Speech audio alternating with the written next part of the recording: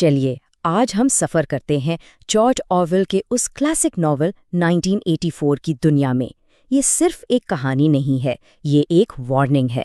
एक ऐसी वार्निंग जो पावर, कंट्रोल और इंसानी रूह की हदों को आजमाती है।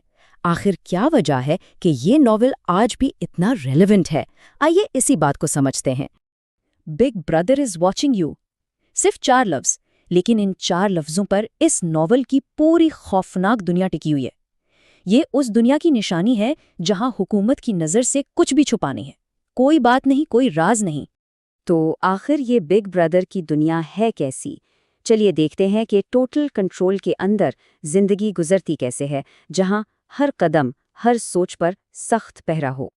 इस नॉवल के सेंटर में जो पॉलिटिकल आइडिया है वो है टोटलिटेरियनिज्म, यानी एक ऐसी हुकूमत जो लोगों की ज़िंदगी के हर हिस्से को कंट्रोल करना चाहती है। मतलब आप क्या करते हैं, किससे मिलते हैं, क्या कहते हैं, यहाँ तक कि आप सोचते क्या हैं, सब कुछ। ऑरवेल ने इसका कॉन्सेप्ट असल दुनिया की स्टेट्स जैसे सोवियत यूनियन और नाजी जर्मनी से इंस्पायर होकर लिखा था। तो ओशियाना के शहर लंदन में रोज़मर्रा की ज़िंदगी कैसी है? बिल्कुल बेरंग, मायूसकुन। खाना हमेशा कम होता है, शहर टूटा-फूटा है और हर वक्त एक अजीब सी जंग चलती रहती है। लेकिन असली खौफ वो है थॉट पुलिस का। ये एक ऐसी सीक्रेट फोर्स है जो सिर्फ आपके गलत कामों को नहीं, बल्कि आपकी गलत सोचों को भी जुर्म समझती है। सोचो, हर तरफ कैमरे, माइक्रोफोन्स छुपे हैं और घरों में जो टेली स्क्रीन्स लगी है ना, उन्हें कभी बंद ही नहीं किया जा सकता। चलिए अब स्टोरी के मेन कैरेक्टर विंस्टन स्मिथ से मिलते हैं और देखते हैं कि इस जुल्म भरे सिस्टम के खिलाफ उसकी बगावत की शुरुआत आखिर होती कैसे है। ये है विंस्टन स्मिथ, 39 साल का एक आम सा गवर्नमेंट वर्कर। इस बेरहम सिस्टम में वो बस एक छोटा सा पुर्जा है, ऊपर से देखने में बिल्कुल खामोश, सिस्टम का हिस्सा, लेकिन उसके अंदर बगावत की आग धीरे धीरे सुलग रही है। और उसकी बगावत शुरू होती है एक बहुत ही सिंपल काम से, एक डायरी लिखने से। हाँ, इस दुनिया में डायरी लिखना एक जुर्म है जिसकी सज़ा मौत।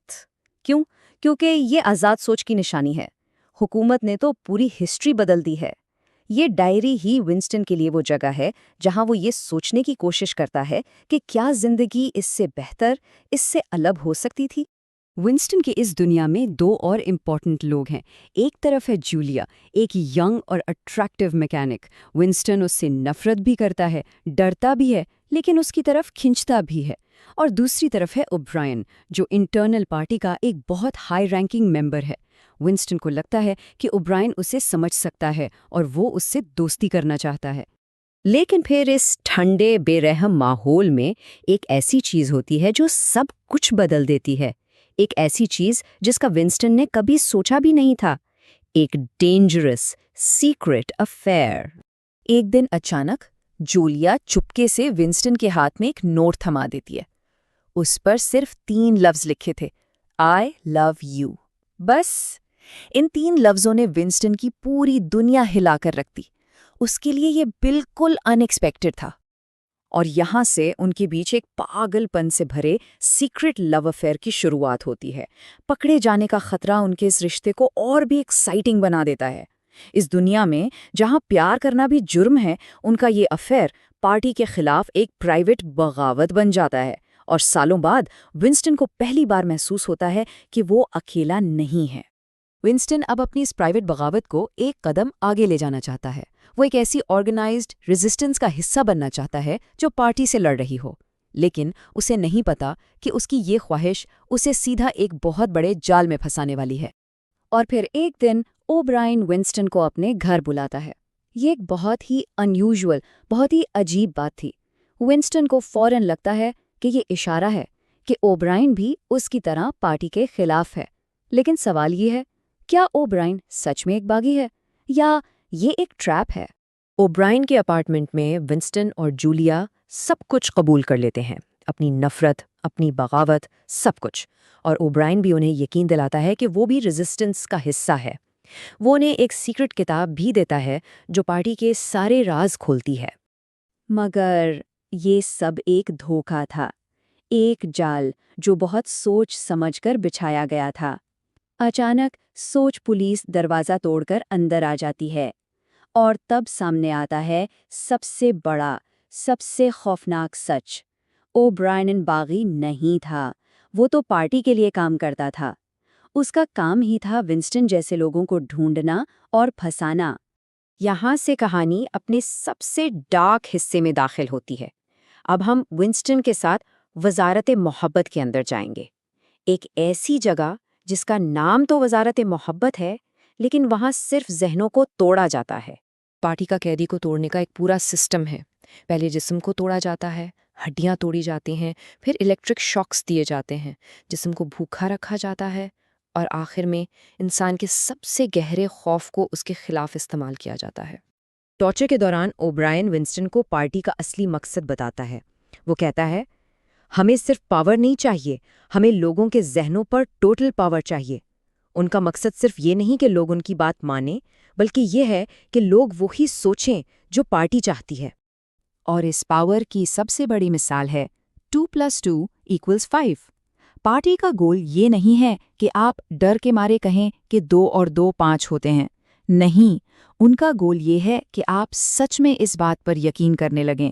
रियलिटी पर टोटल कंट्रोल, ये है उनकी असली जीत। टॉर्चर का फाइनल स्टेज है कमरा 101। इस कमरे में हर कैदी को उसके सबसे बड़े डर का सामना करना पड़ता है। विंस्टन का सबसे बड़ा डर चूहे हैं, और जब वो खौफनाक लम्हा आता है, जब चूहों से भरा पिंजरा उसके चेहरे के पास लाया जाता है, तो विंस्टन टूट जाता है। वो चीखता है, do it to Julia, not me. ये जूलिया के साथ करो, मेरे साथ नहीं। और इस एक जुमले के साथ वो अपनी आखिरी चीज भी हार जाता है, अपनी मोहब्बत। चलिए अब देखते हैं इस कहानी का अंजाम, जिसमें पार्टी की फाइनल मुकम्मल जीत होती है। He loved big brother. वजारत मोहब्बत से निकलने के बाद विंस्टन और जूलिया को आज़ाद कर दिया जाता है, लेकिन अब वो पहले जैसे नहीं रहे। वो जिंदा हैं, मगर अंदर से बिल्कुल टूट चुके हैं, खाली हो चुके हैं। जब वो आखिरी बार मिलते हैं तो उनके बीच कोई एहसास, कोई जज्बा नहीं बचता। मोहब्बत मर चुकी थी। और फिर आता है इस नॉवल का आखिरी और सबसे chilling sentence, he loved big brother. वो बिग ब्रदर से मोहब्बत करता था।